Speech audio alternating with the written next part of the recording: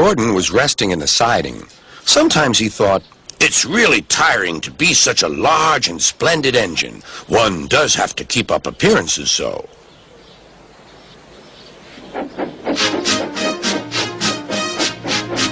Beep, beep, beep, beep. "Hello, lazy bones," whistled Henry. "What cheek," spluttered Gordon. "That Henry is too big for his wheels.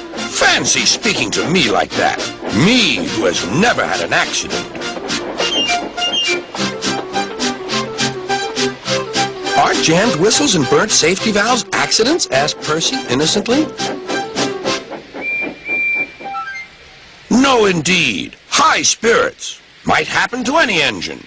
But to come off the rails like Henry did, well, I ask you, is that right? Is it decent?" Then it was Henry's turn to take the express. Gordon watched him getting ready.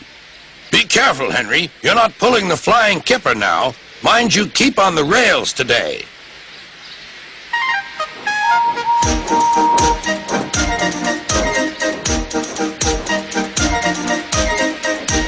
Henry went off in a huff, and Gordon yawned and went to sleep.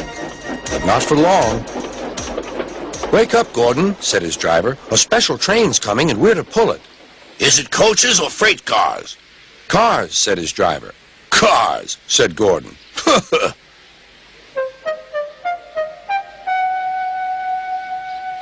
Gordon's fire was slow to start, so Edward had to push Gordon to the turntable to get him facing the right way. "I won't go! I won't go!" grumbled Gordon.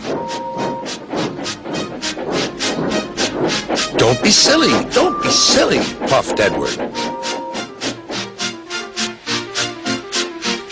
At last, Gordon was on the turntable. The movement had shaken his fire. It was now burning nicely and making steam. Gordon was cross and didn't care what he did. He waited till the table was halfway round. "I'll show them! I'll show them!" he hissed. He moved slowly forward to jam the table, but he couldn't stop himself and slithered into a ditch. "Whoosh!" he hissed. "Get me out! Get me out!"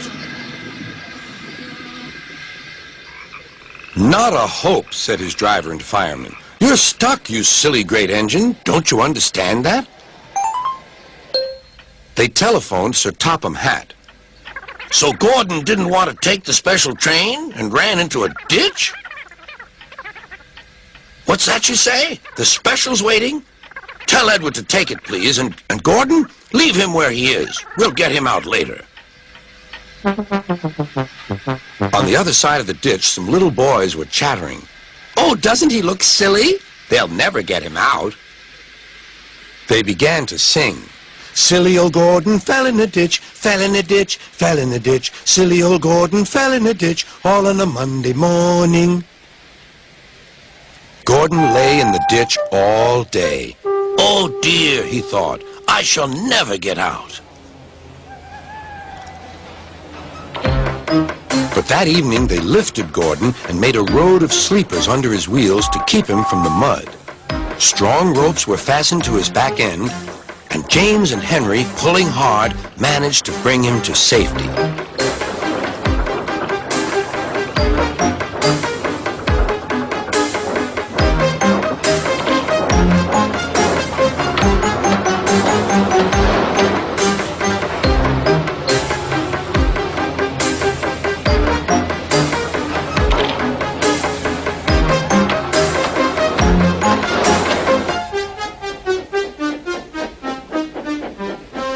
Late that night, Gordon crawled home, a sadder and wiser engine.